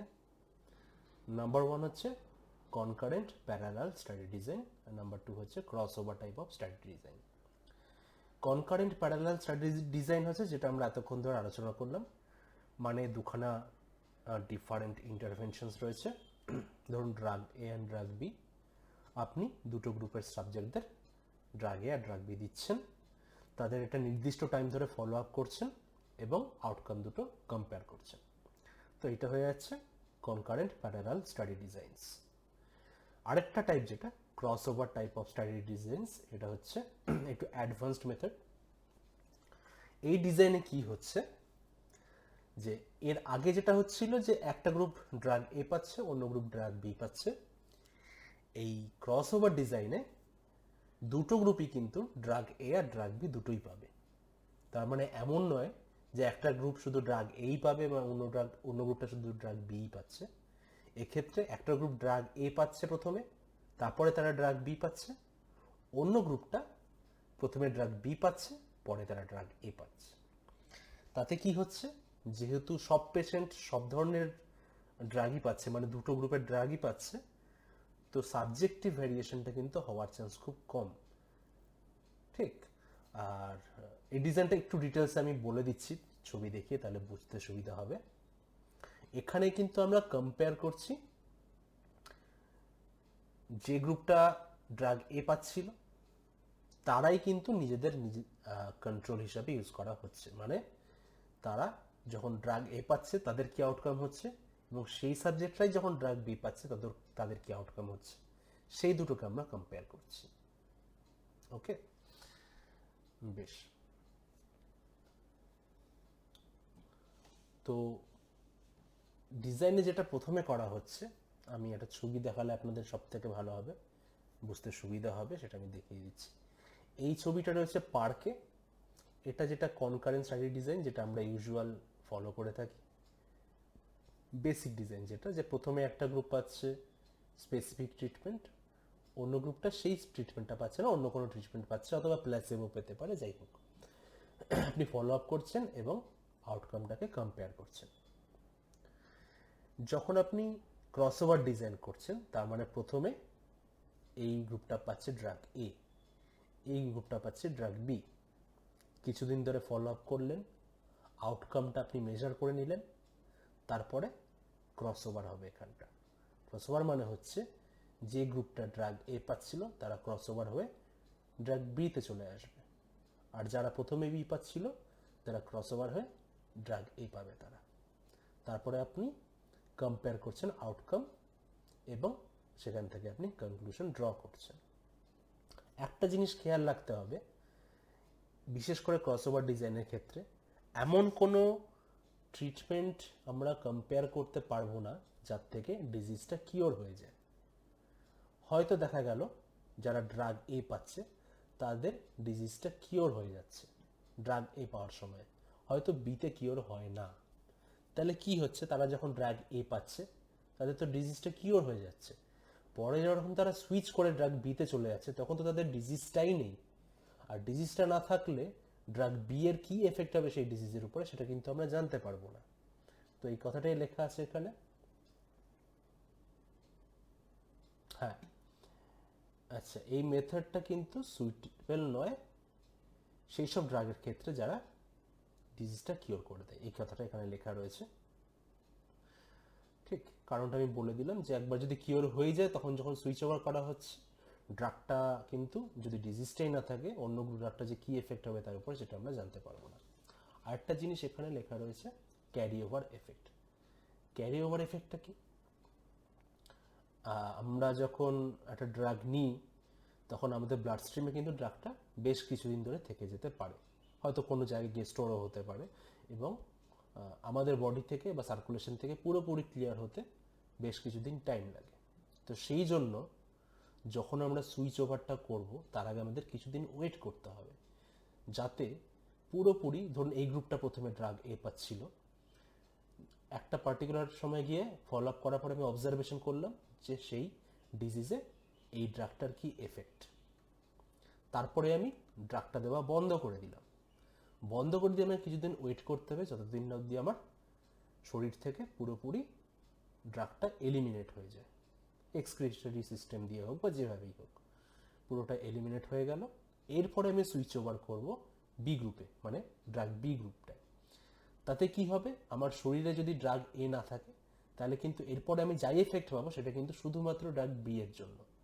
যদি আমি এই ক্যারি ওভার টাইমটা যদি আমি অ্যালাউ না করি, মানে যখন আমি সুইচ ওভার করে যাচ্ছি তখন তো পেশেন্টের ড্রাগ বি পাচ্ছে, এখন সেই ড্রাগ বি এর সাথে আমাদের সিস্টেমে যদি ড্রাগ এ কিছুটা থেকে যায় তারও কিন্তু এফেক্টটা হবে, যেটা আমরা ধরতে পারবো না।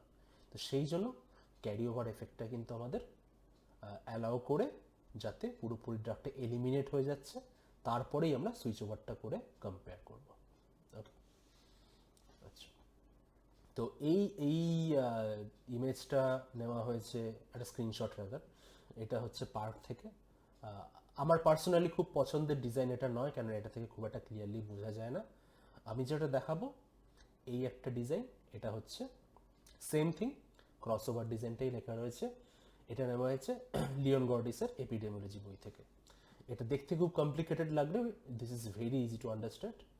তো আমি ধরে নিচ্ছি, এখানে নিউ ট্রিটমেন্ট কারেন্ট ট্রিটমেন্ট লেখা আছে, ধরে নিচ্ছি আমি যে আমি হাইপারটেনসিভ পেশেন্টদের মধ্যে অ্যামলোডিপিন আর লোসার্টান কম্পেয়ার করছি। আমি দেখতে চাইছি যে কোনটা বেশি ভালো কন্ট্রোল করছে ব্লাড প্রেশারটাকে। সে প্রথম গ্রুপ অ্যামলোডিপিন পাচ্ছে, গ্রুপ 1, আর গ্রুপটা পাচ্ছে লোসার্টান। ঠিক আছে, এবার স্টাডি শুরুর আগে আপনি সবার ব্লাড প্রেশার মাপলেন, এখানে 50 জন সাবজেক্ট রয়েছে, এখানে 50 জন সাবজেক্ট রয়েছে, সবার ব্লাড প্রেশার মাপলেন, মেডিসিনটা দিতে শুরু করলেন। করার পরে আপনি ধরুন 1 মাস পরে অবজারভেশনটা করছেন যে কি এফেক্ট হলো। তো 1 মাস পরে গিয়ে আপনি এই 50 জন যারা অ্যামলো পাচ্ছিল তাদের আবার ব্লাড প্রেশারটা মাপলেন, আর এখানে যারা লোসার্টান পাচ্ছিল তাদের ব্লাড প্রেশারটা আবার মাপলেন, এবং দেখে নিলেন যে এদের মধ্যে কতটা করে ব্লাড প্রেশার কমেছে, এদের কতটা কমেছে। ঠিক আছে, তো এরপরে আমাকে একটু ওয়েট করতে হবে। অফকোর্স আমাকে এই সময়টা কিন্তু দুটো মেডিসিনই বন্ধ করে দিতে হবে, কারণ আমি এরপরে সুইচ ওভার করব। কিন্তু বন্ধ করে দিয়েই সুইচ ওভার করা যাবে না, আমাকে ওয়েট করতে হবে ক্যারি ওভার এফেক্টটার জন্য, যাতে বডি থেকে এই গ্রুপটার পেশেন্টদের বডি থেকে অ্যামলোডিপিন পুরোপুরি এলিমিনেট হয়ে যায়, এবং এই গ্রুপের পেশেন্টদের বডি থেকে লোসার্টানটা পুরোপুরি এলিমিনেট হয়ে যায়। তারপরে আমি কি করছি, সুইচ করছি। দেখুন গ্রুপের সাবজেক্টরা আগে ছিল লোসার্টানে, এরা চলে এলো, সরি আগে ছিল অ্যামলোডিপিনে, এরা এখন চলে এলো লোসার্টানে। সিমিলারলি যারা আগে এই গ্রুপ 2 সাবজেক্টরা যারা আগে লোসার্টান পাচ্ছিল তারা এবার চলে যাচ্ছে অ্যামলোডিপিনে। এই সময় আপনি আবার একবার করে প্রেশার মাপলেন, কেননা আপনি কিন্তু এখনো এদের অ্যামলোডিপিন আর এদের লোসার্টান শুরু করেননি, জাস্ট সুইচ ওভার হয়েছে। প্রেশারটা মেপে নিলেন, মেপে এদের ওষুধগুলো কন্টিনিউ করলেন। এই গ্রুপে এখন অ্যামলোডিপিন পাচ্ছে গ্রুপ 2, গ্রুপ 1 এখন লোসার্টান পাচ্ছে। 1 মাস পরে ধরুন গিয়ে আপনি আবার ব্লাড প্রেশারগুলো মাপলেন, এবং বিপি মেপে আপনি দেখলেন যে কতটা করে কমছে। ঠিক আছে, তাহলে বোঝা গেল যে প্রথম গ্রুপ 1 প্রথমে অ্যামলোডিপিন পাচ্ছিল, একটা পার্টিকুলার টাইমের পরে গিয়ে সুইচ ওভার হয়ে তারা এখন লোসার্টান পাচ্ছে, আর এরা যারা লোসার্টান পাচ্ছিল পার্টিকুলার টাইমের পরে সুইচ ওভার হয়ে গিয়ে তারা অ্যামলোডিপিন পাচ্ছে। এটাকে বলা হচ্ছে ক্রস ওভার ডিজাইন। ঠিক আছে, কম্পেয়ারটা কি করা হচ্ছে, আমি যেটা বলেছিলাম ইন্ডিভিজুয়াল গ্রুপ কিন্তু তাদের নিজেদের কন্ট্রোল হিসাবেই কিন্তু এখানে অ্যাক্ট করছে। যেমন গ্রুপ এ যখন অ্যামলোডিপিন শুরু হয়নি, আর 1 মাস অ্যামলোডিপিন নেওয়ার পরে কতটা ব্লাড প্রেশার কমলো, দেখুন লাল একখানা রেড সার্কেল করা আছে। এইটার সাথে আপনি কম্পেয়ার করবেন গ্রুপ এ লোসার্টান শুরু করার আগে এবং 1 মাস লোসার্টান নেওয়ার পরে কতটা ব্লাড প্রেশার কমলো। তাহলে এই যে ডিক্রিজ ডিউ টু লোসার্টান আর এখানে যে ডিক্রিজটা সেটা হচ্ছে অ্যামলোডিপিনের জন্য, এই দুটো যখন আপনি কম্পেয়ার করছেন তাহলে কিন্তু এখান থেকে আপনি বুঝে যাচ্ছেন যে গ্রুপ এতে আর রাদার গ্রুপ 1-এ কোনটা বেটার ভালো বা কোনটা বেটার কাজ করছে, এটা হচ্ছে অ্যামলোডিপিন না লোসার্টান। এখানে দুটো জায়গাতে গ্রুপ 1 রয়েছে, এতে কি সুবিধা, এখানে সাবজেক্টদের বিভিন্ন ক্যারেক্টারিস্টিক্সের যাই ডিফারেন্ট থাকুক না কেন, মানে মেল ফিমেল হয়তো রেশিও দুটো গ্রুপের সেম নয়, তারপরে রিলিজিয়ান থাকতে পারে, অকুপেশন থাকতে পারে, অ্যাডিকশন হিস্ট্রি থাকতে পারে, হয়তো কেউ অ্যালকোহল নিচ্ছে, কেউ স্মোকিং করছে, তার জন্য তো আপনার হাইপারটেনশন অবশ্যই সেটার জন্য এফেক্টেড হবে। যেহেতু এই দুটো গ্রুপই সেম অ্যাকচুয়ালি, সেই জন্য কিন্তু ওই অন্যান্য ফ্যাক্টরগুলো এই রেজাল্টের কোনো এফেক্ট ফেলবে না। এই দুটো জায়গায় যখন কম্পেয়ার করছি একমাত্র ডিফারেন্স হচ্ছে কে কোন মেডিসিনটা পাচ্ছে। তো সেই জন্যই অ্যামলোডিপিন পাওয়ার সময় কতটা করে কমছে, লোসার্টান পাওয়ার সময় কতটা করে কমছে, এই দুটোই যখন আমি কম্পেয়ার করব তখন আমি জানতে পারবো যে কোনটা বেটার কাজ করছে। সিমিলারলি গ্রুপ 2 যখন লোসার্টান পাচ্ছে তখন কতটা ব্লাড প্রেশার কমেছে, আর গ্রুপ 2 যখন অ্যামলোডিপিন পাচ্ছে তখন ব্লাড প্রেশার কতটা কমেছে, সেই দুটো আমি কম্পেয়ার করতে পারবো। সো এইটা হয়ে গেল বেসিক ক্রসওভার ডিজাইন, এখানে একই কথাগুলো লেখা আছে। আপনারা যে কোনো সময় একটু স্লাইড শেয়ারটা পজ করে একটু পড়ে নেবেন, পার্কেও একই কথা লেখা আছে, দেখে নেবেন একটু আর্লি। আরসিটির বিভিন্ন টাইপগুলো কি কি, যেমন প্রথমে হচ্ছে ক্লিনিক্যাল ট্রায়াল, যেটা থেরাপিউটিক এজেন্ট যেমন ড্রাগের ক্ষেত্রে করা হয়ে থাকে, ড্রাগ ট্রায়ালও বলা হয়ে থাকে একে। ধরুন আপনি কোনো একটা নতুন ড্রাগ ইন্ট্রোডিউস করতে চাইছেন, অথবা দুটো এক্সিস্টিং ড্রাগ রয়েছে তার মধ্যে আপনি কম্পেয়ার করতে চাইছেন, তখন আপনি ড্রাগ ট্রায়াল অথবা ক্লিনিক্যাল ট্রায়াল করতে পারেন। ঠিক আছে, তো বেসিক্যালি একটা গ্রুপ একটা ড্রাগ পাবে, অন্য গ্রুপ অন্য ড্রাগ পাবে বা প্ল্যাসিবো পাবে, যাই হোক, এবং আপনি কোন ড্রাগটা বেটার কাজ করছে কম্পেয়ার করলে জানতে পারবেন, এবং সেইভাবে একটা নতুন ড্রাগ কিন্তু ইন্ট্রোডিউস করা যেতে পারে, right.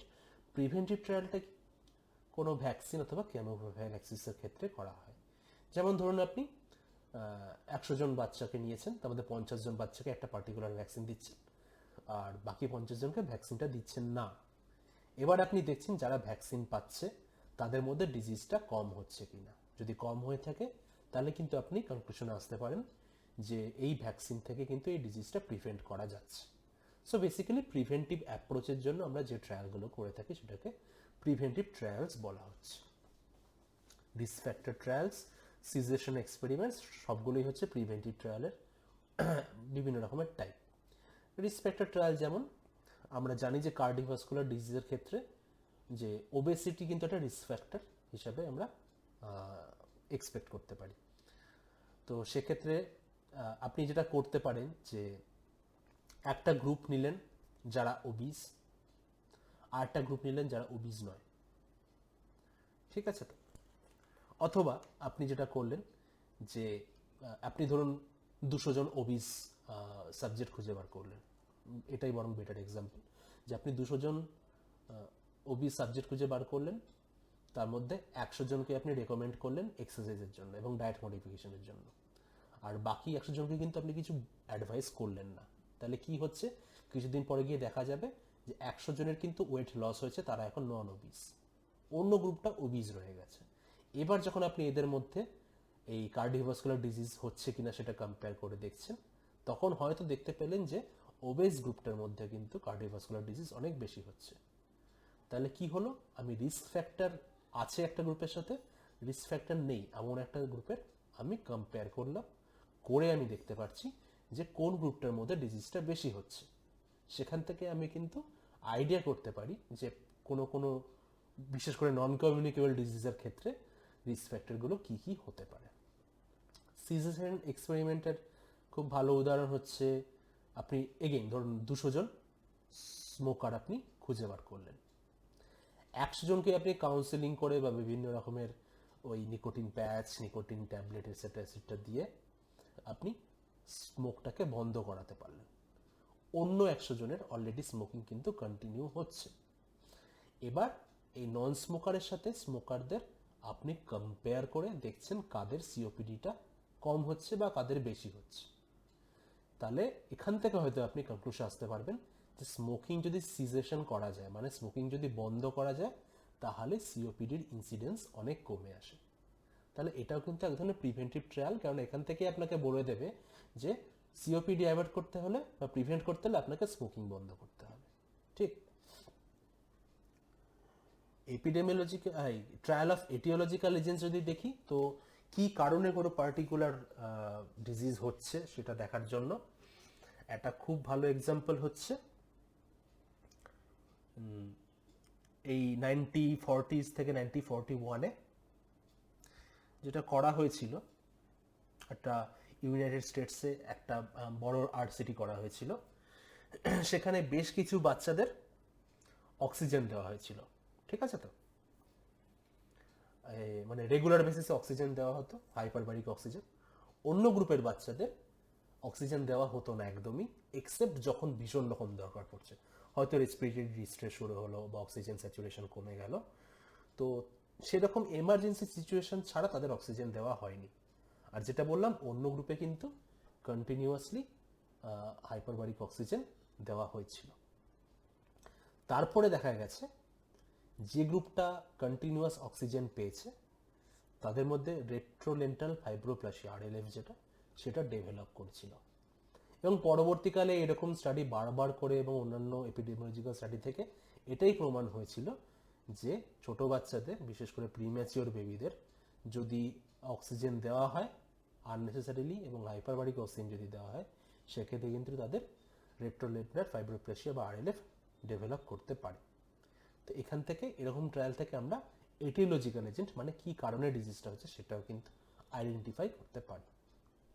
R evaluation of health service বলতে, যেটা আমি একদম শুরুর দিকে বলেছিলাম এই ম্যান অবজেক্টিভে, যে আপনি বিভিন্ন রকমের ট্রায়াল করে দেখতে পারেন যে আপনার যে ন্যাশনাল প্রোগ্রাম রয়েছে বা হেলথ সার্ভিস আপনি প্রোভাইড করছেন সেগুলো কতটা এফেক্টিভ। ঠিক আছে, যেমন খুব একটা সহজ এক্সাম্পল, আপনি কিছু ধরুন একটা গ্রামে গিয়ে ধরুন 100টা বাড়ি আছে, ধরুন 50টা বাড়িতে আপনি নর্মাল মশারি, মসকিউটো নেট তাদের সাপ্লাই করলেন। অন্য 50টা ফ্যামিলিতে গিয়ে আপনি সাপ্লাই করলেন হচ্ছে আইএলএন বা আইটিএন, যেটাকে বলা হচ্ছে ইনসেকটিসাইড ট্রিটেড নেট, অথবা লং লাস্টিং ইনসেকটিসিডাল নেট, এলএলআইএন। তো যেগুলোতে বেসিক্যালি মশারির সাথে সাথে তার মধ্যে ইনসেকটিসাইডও রয়েছে। তাতে কি হচ্ছে, মশা এসে বসলে মশারা মরে যাচ্ছে। তো এই দুটো গ্রুপের মধ্যে আপনি কম্পেয়ার করে দেখতে পারেন যে কোন জায়গায় কোন ফ্যামিলিগুলোতে ম্যালেরিয়ার ইনসিডেন্স কম হচ্ছে, এবং সেখান থেকে আপনি জানতে পারবেন যে যারা আইটিএন অথবা এলএলআইএন পাচ্ছে, মানে যেসব মশারিগুলোর মধ্যে ইনসেকটিসাইড রয়েছে, সেগুলো কিন্তু ম্যালেরিয়া প্রিভেনশনে অনেক বেটার কাজ করছে। তাহলে আপনি এই কনক্লুশনে আসতে পারেন যে আমাদের ন্যাশনাল প্রোগ্রামে নর্মাল মশারি দেওয়ার কোনো দরকার নেই, তার থেকে আমরা এলএলআইএন বা আইটিএন দিতে পারি। অ্যাকচুয়ালি সেটাই করা হয় যেখানে আপনার অ্যানুয়াল প্যারাসাইট ইনসিডেন্স অনেক বেশি থাকে। আপনারা যদি একটু ন্যাশনাল ম্যালেরিয়াল প্রোগ্রামটা একটু পড়ে থাকেন, এনবিবিটিসিপি, তার মধ্যে লেখা রয়েছে। তো আমরা কিন্তু এইভাবেই ইভ্যালুয়েট করেছি এবং জানতে পেরেছি যে আইটিএন বা এলএলআইএন দিলে ইনসিডেন্স কিন্তু অনেকটা কমে আসে ম্যালেরিয়া। তো এখানে একটুখানি দেখে নিই, আমি যেটা বলেছিলাম যে ক্লিনিক্যাল ট্রায়াল বা ড্রাগ ট্রায়ালের কয়েকটা ফেজ রয়েছে, ফেজ 1, 2, 3 and 4। ফেজ 1টা করা হচ্ছে হেলথি ভলেন্টিয়ার্সদের উপরে এবং খুব কম সংখ্যক সাবজেক্টের উপরে করা হয়। এটাতে কি দেখা হয়, মেইনলি দেখা হয় যে সেফটি, এই ড্রাগটা খেয়ে এদের ভলেন্টিয়ারদের কোনো প্রবলেম হচ্ছে কিনা সেটা দেখা হচ্ছে। ঠিক আছে, তো এবং অ্যাকসেপ্টেবিলিটি, হয়তো ট্যাবলেটের সাইজ খুব বড় বা খেতে খুব বাজে টেস্ট, হয়তো সিরাপ দিচ্ছেন বা ট্যাবলেটটা হয়তো খেতে খুব বাজে, অনেকে হয়তো নশিয়া ভমিটিং হচ্ছে, এটসেট্রা এটসেট্রা, এগুলো দেখা হয়ে থাকে। ফেজ 2টা করা হচ্ছে 100 থেকে 500 জনের উপরে। এখানে কি দেখা হচ্ছে, যে লং টাইম সেফটিটা দেখা হচ্ছে এবং এফিকেসি অফ দ্য ড্রাগ দেখা হয়। ড্রাগটা অ্যাকচুয়ালি কাজ করে কি করে না সেটা ফেজ 3তে মানে এফেক্টিভনেসটা চেক করা হচ্ছে। এবং এক্ষেত্রে স্টাডি সাবজেক্টস কিন্তু হাজার, মানে এখানে অনেক বেশি স্টাডি সাবজেক্টসের উপরে করা হয় ড্রাগ ট্রায়াল, এবং যারা হাই রিস্ক অফ পেশেন্ট তাদের উপরেই করা হয়। জেনারেলি ফেজ 3-তে যদি এফেক্টিভনেস প্রুফ হয়ে যায়, ড্রাগটা মার্কেটিং হতে শুরু করে, মানে এরপরে ওষুধের দোকানে ড্রাগটা অ্যাভেলেবেল হয়। এরপরে যেটা সেটা হচ্ছে ফেজ 4, পোস্ট মার্কেটিং সার্ভেলেন্স। মানে ড্রাগ বিক্রি হয়ে যাওয়ার পরে যারা যারা ওষুধ খাচ্ছেন অলরেডি দোকান থেকে কিনে বা হসপিটাল থেকে নিয়ে, তাদের কাছ থেকে সার্ভেলেন্স করে জানা হয় যে কোনো সাইড এফেক্ট হচ্ছে কি না, অথবা সেই ওষুধটা অ্যাকচুয়াল পেশেন্টদের মধ্যে কিভাবে কাজ করছে, কতটা ভালো কাজ করছে, এগুলো জানা হয় ফেজ 4-এ। তো এই হচ্ছে clinical trial 4টে phase, phase 1, 2, 3 and 4। তো আরসিটি মোটামুটি এইটুকুই আলোচনা করলাম। ডিটেলসটা আপনারা পার্কের বই থেকে অবশ্যই পড়ে নেবেন, কেননা পার্কের বইয়ে খুব ভালো লেখা রয়েছে। আর কোনো যদি প্রশ্ন থাকে প্লিজ আমাকে জানাবেন, আমি চেষ্টা করব উত্তর দেওয়ার। ধন্যবাদ।